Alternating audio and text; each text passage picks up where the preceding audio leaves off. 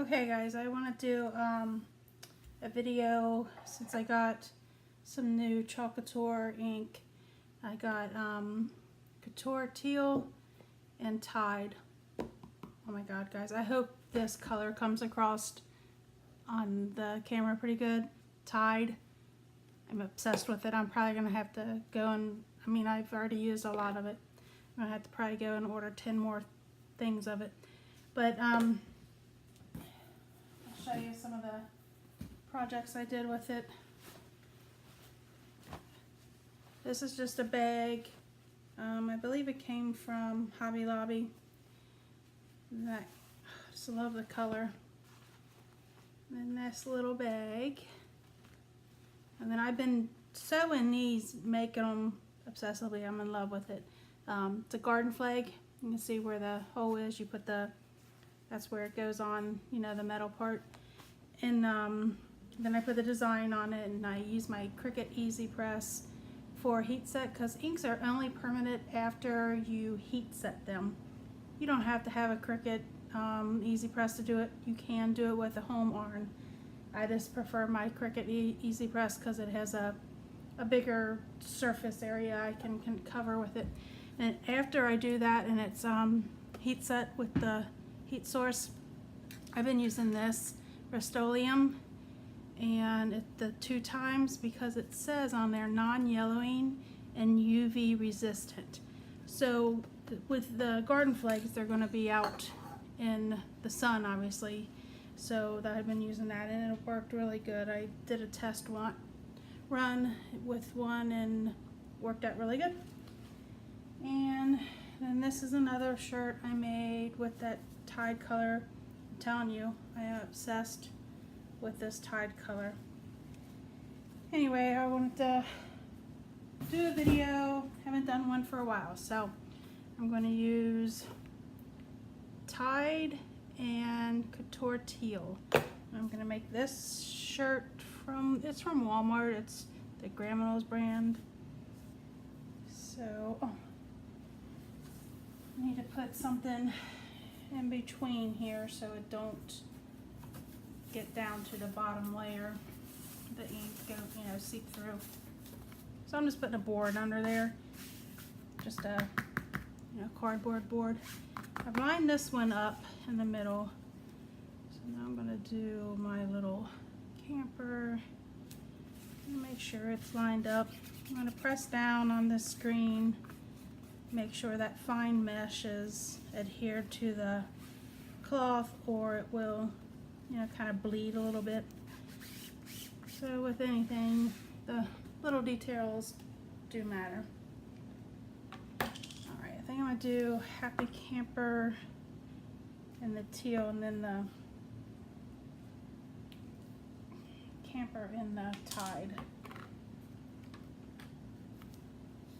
And when I first heard that couture was coming out with new squeegees, I was like, well, I don't find nothing wrong with the old squeegees, but they did improve them. Instead of like this way, because well, that one's cut in half, but instead of long and this way now, they are tall.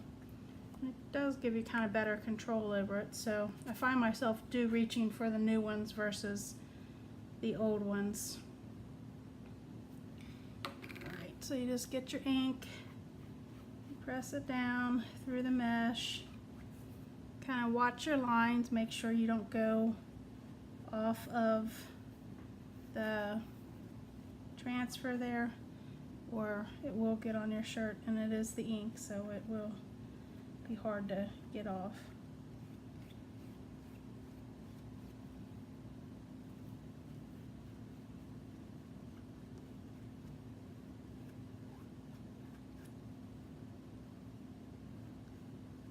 If you guys have any questions or any videos that you would like to see me do, just let me know and I can make it work. I find it hard to talk and do this at the same time, so I'm going to concentrate on getting this done.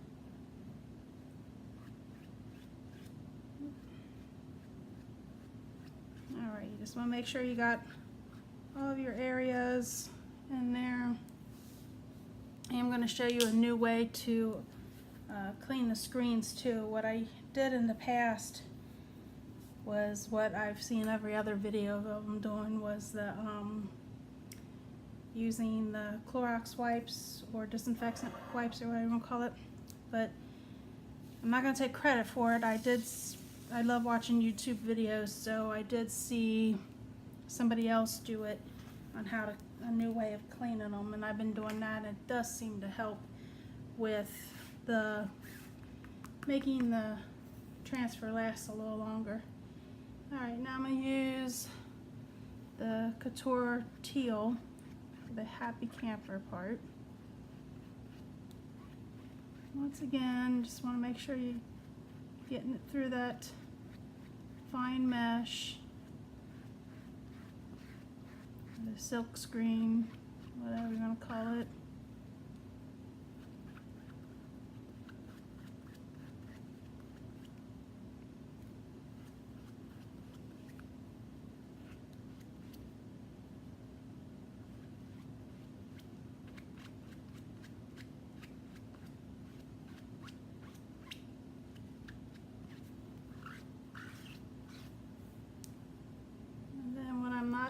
Using, I'm putting back in the bottle. I am going to take a wipey, because I got some on my hands and I don't want to touch the transfer in the shirt to get this off and get the ink on my shirt where I don't want it. Alright, so oh yay, I was afraid that that lighter color wouldn't show up too good on that gray, but it does. Looks really nice. Okay, so I will set this overnight and let it dry before I put a heat source to it to make it permanent. Now I'll show you the way that I saw somebody else cleaning their transfers, which I've been doing.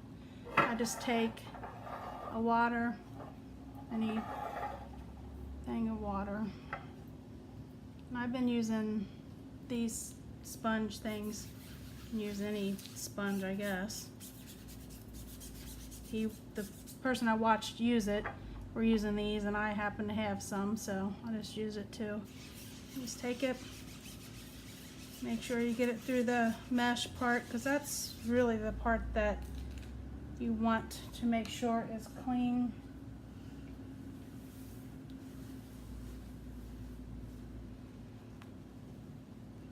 As you can tell, this transfer is well loved.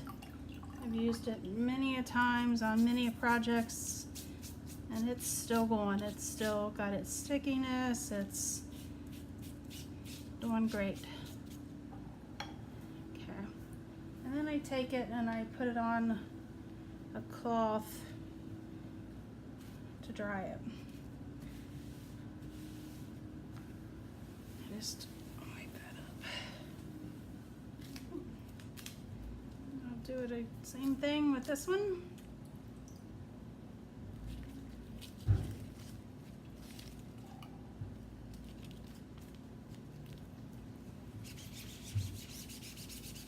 Wipe it off. And that saves on buying those Clorox wipes too, and using chemicals,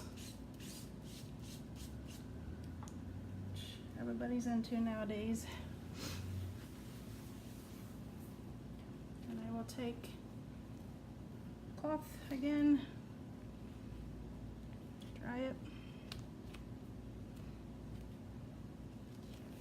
Same concept as the other one. And I've also found that when I do it this way that my transfers dry faster, so if I want to use them again right away, they're dry. Alright, so then I will take the transfers off of there and just put it on my cookie dry-in rack thingy, or cool off rack, I should say. Now set them aside and let them dry. With that method, they are dry, I don't know, like 5 minutes. This is another thing I made in that teal color, so I do want to just show you, because the surface is bigger than the Cricut Easy Press. I want to show you how you can do that.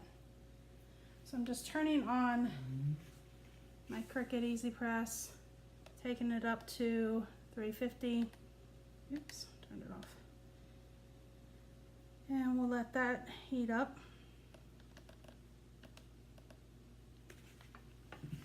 And I'll close these up.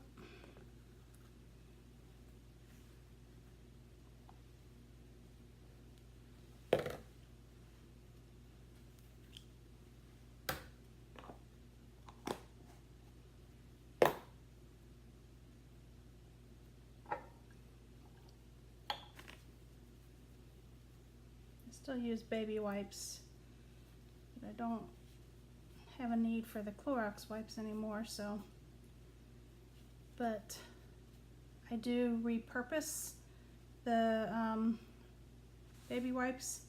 I haven't tried it yet, but I'm going to try to make flowers on them. I watched a video doing that, so I'm going to attempt that. I don't know how well it'll work out, but do try to find a repurpose so you're not just wasting.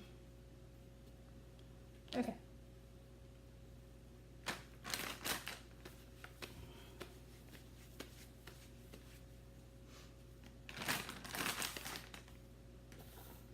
Now, I'll show you how to do a surface that's bigger than your Cricut Easy Press. So I have the Cricut mat. You don't have to use that. Just an ironing board would work, because it's not like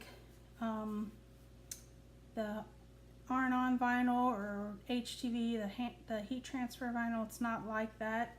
It's ink, so it's already set on there.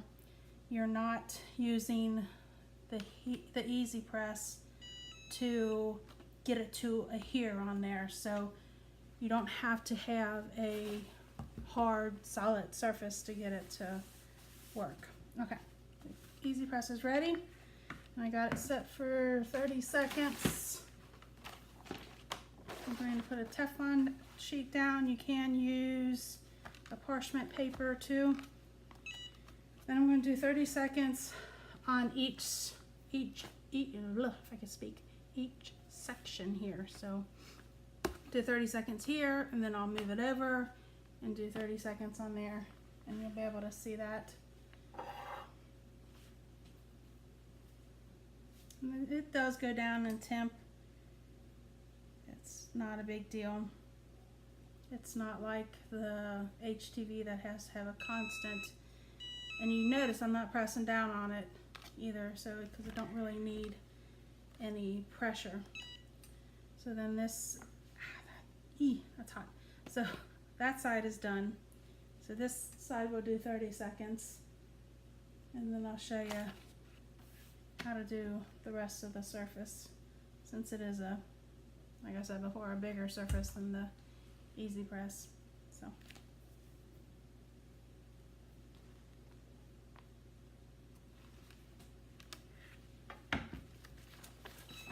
Alright, so you just take it, you just want to move it down, and then you're going to do the same thing in the bottom, and that's it. So, if you guys have any questions or anything, let me know, comment below, and I will try to answer them to my best ability and share the videos. That will get word out there and help me. Alright, have a nice day, guys.